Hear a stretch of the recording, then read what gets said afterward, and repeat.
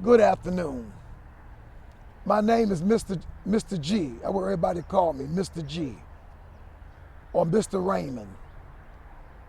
I got released from prison February the 5th, 2017, after doing over 4 decades for murder.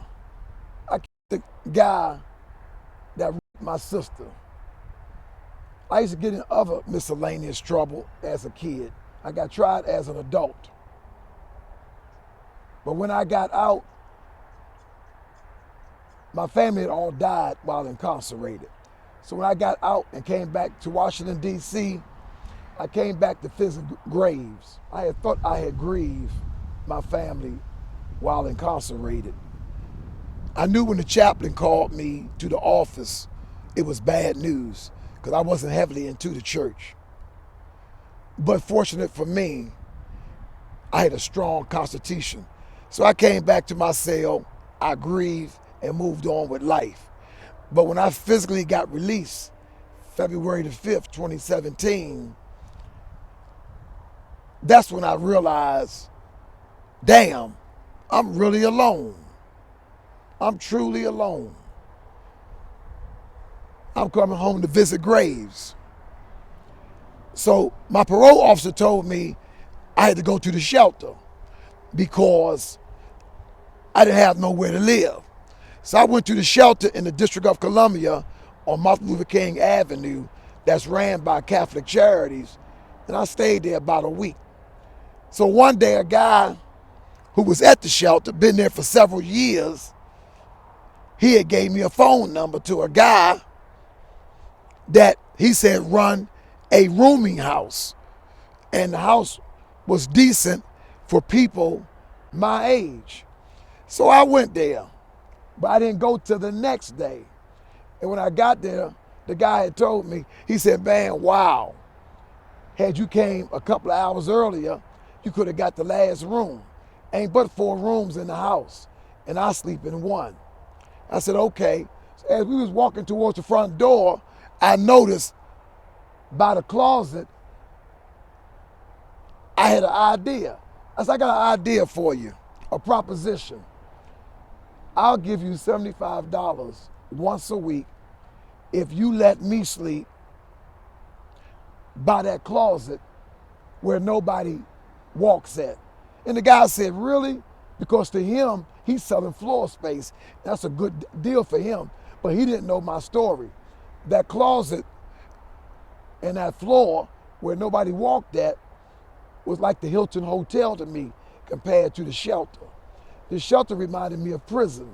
And I said, I know damn well I didn't do over 4 decades in prison to come home to this. So we made the agreement. So I went back to the shelter, got my backpack, went to see Catholic Charity.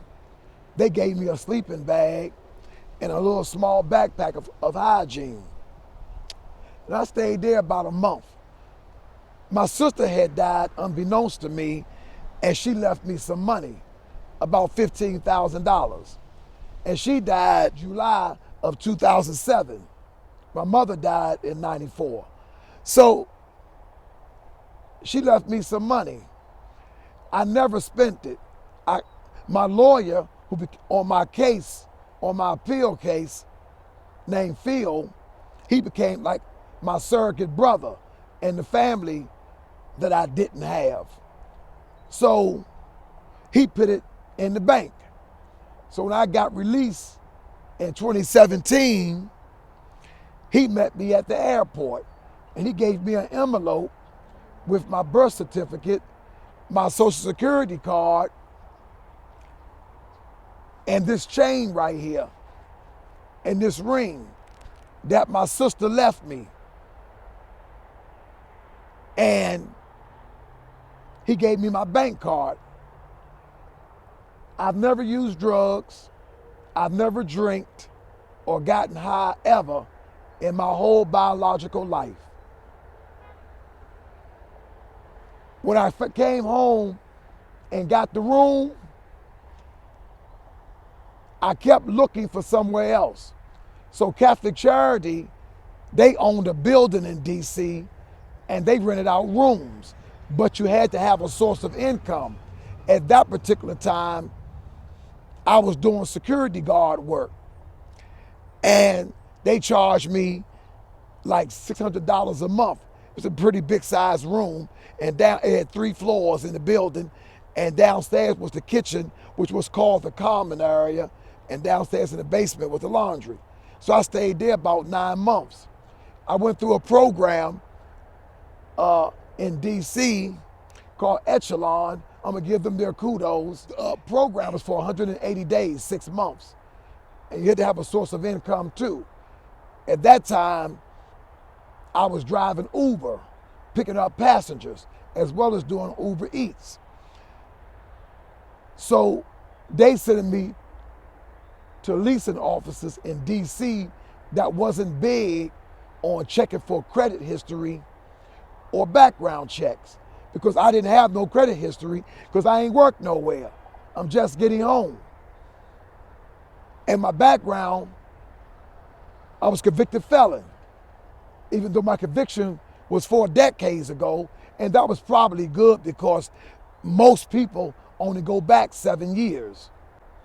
So I got my first studio apartment. It was like one big room, a small kitchenette, and a small bathroom and showers. But to me, that was like the Hilton Hotel. My mailbox was downstairs. It was 3 floors in the building. Mailbox was downstairs. I had a key to it. To me, I was living in a mansion. See, what's ordinary to most people was extraordinary to me. What you take for granted, I took as a blessing.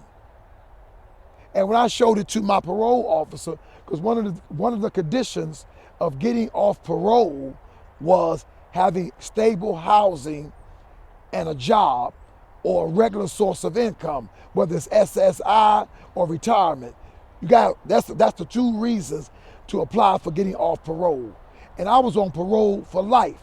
So I could have stayed on until I died, or I could have gotten off early if my parole officer deemed it, and she was submitted to the parole commission.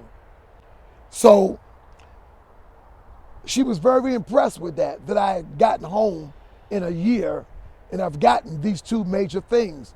And she told me, I got clients been on my caseload for 4 and 5 years and can't seem to get it together. I came home, I was 57 years old. I'm now almost 70. So she said, you have proven that the only person can hold you back is you. However you view the world, that's how it's gonna be to you. It is not my parole officer responsibility or no one else's responsibility to convince me of how the world is. My realization will come at my own time in life. I will get it. I went from that job and I got another job at Homes for Hope as a monitor. They were a transitional place that helped people who are going through homelessness, alcohol and drug addictions, or all of the above. And they hired me. And when they hired me, my parole officer was so impressed, she recommended that I come off parole. And the parole commission granted it. By then, I was home 3 years. And I stayed there 4 years, almost 4 years, until they let me go. They called me in one day and said, we're letting you go under the at-will employment clause. I didn't know what that meant. That was my first real major job that I had that had benefits. They didn't pay a lot, no more than minimum wage and $1 or 2 more. So I said, well, at first I was angry. I had wanted to go get valid and everything. But then I got my unemployment benefits and I had to go to a class with other people who had lost their jobs. And I met people who was teachers, had lost their jobs of no fault of their own. So that taught me a lot of other stuff. Then it took me a year to use the cell phone. I had bought a cell phone from the store, and I gave my number to somebody, I don't remember who, and they called me. And the phone got to ringing. I ain't know how to turn the mother on. I said, how you answer this mother? So a lady walked by me, must have seen my dilemma, because I was talking out loud. Now you think out loud, but you're talking. So I turned this mother on. And she said, oh, sir, can I help you? And she probably can tell he either been to prison or the mental crazy house, or both. I said, yeah. She said, you gotta swipe it. I said, swipe it? I thought she meant go get a fly swapper. So I said, what the f? I gotta go get a fly swapper? She said, no, sir, just rub your hand across it. I said, what I gotta do, make love to the phone? And when I ran my hand across it, the phone miraculously came on. I said, hello, hello. And I said, man, I don't hear nothing. And she said very calmly, you got the phone upside down. You got to turn it around. I said, damn, these little small things that you take for granted was a challenge for me when I came out, especially older people who don't seem to attack this new technology, which is called a cell phone. My lawyer gave me a flip phone, one of them phones you open up, they had on the old Star Trek movies, like Beam Me Up Scotty. I kept that because it was easier. But with that phone, you can't get GPS, you can't get nothing. The city I was born and raised in looked foreign to me. Hell, where I grew up at, it was all white people now. I said, what the f? I done came home to the Twilight Zone. So I had to learn this stuff. It took me through that job at Homes for Hope, being a monitor, I had to learn computer skills. And they was very patient with me on that level. And I learned a few things, how to use the computer. I used to call my life coach that I met through Catholic Charity named Paul, and I would call him about, what the hell is a username? What is a password? I do all this shit to put shit in the phone. Shit drove me crazy. And one day I went to the store where I bought the phone from. I said, man, this goddamn phone is broken. And she must have seen this scenario several times. And very calmly, this 19-year-old sales clerk, she said, sir, the phone's not broken. You just need to learn how to use it. Let me show you a few things. I feel just so embarrassed from talking loud to this young girl, tears coming down my eyes, unbeknownst to me. She went behind the counter under it and grabbed a tissue. I said, who's that for? She said, so you can clean your eyes. I didn't know I was even crying. That's how embarrassed I was. And I had to learn that. But I learned the phone. I learned other stuff.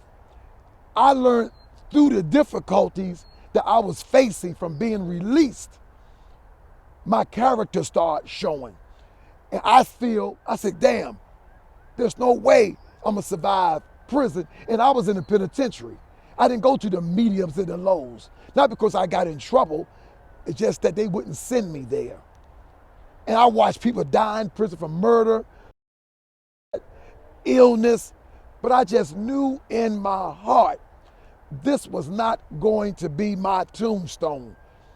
I didn't know when I was going to get out, but my faith in God or a higher power just told me, if you stay the course, believe in yourself, believe that God is going to make it for you, and your mother and sister is praying, you're going to make it. And I did.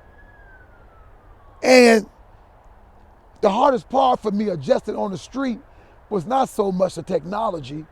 I would like to say that, because that was a challenge. The hardest part was the power of loneliness.